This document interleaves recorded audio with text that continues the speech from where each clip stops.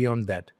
So agentic AI basically আমি যদি বলতে চাই আরপিএ, রোবোটিক প্রসেস অটোমেশন, যেখানে আমি বেসিক্যালি আমি যে ফ্লোতে কাজগুলো করি, ডেইলি এসে দেখা যাচ্ছে যে আমি একটার পর একটা স্টেপে কাজ করি। আমাকে সকালে একটা রিপোর্ট পাঠাতে হয়। সেই রিপোর্টটা আমি ফার্স্টে তৈরি করলাম, আমি ইমেইলে অ্যাটাচ করলাম। ইমেইলে অ্যাটাচ করে একজন বসের কাছে পাঠালাম। উনি অ্যাপ্রুভ করার পরে সেকেন্ড আরেকজনের কাছে চলে গেল।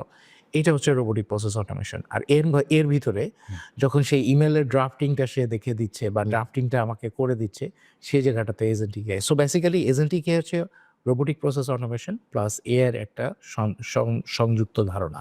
আর এই পার্থক্যটা ২টা মিলে এটা এআইতে হচ্ছে যে শুধুমাত্র আমরা যে জিনিসটা করছি, যে একটা জিনিস জেনারেট করছি।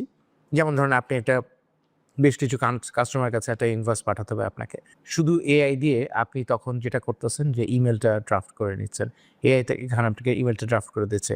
কিন্তু এজেন্টিক এআই যে করতেছে সে ওই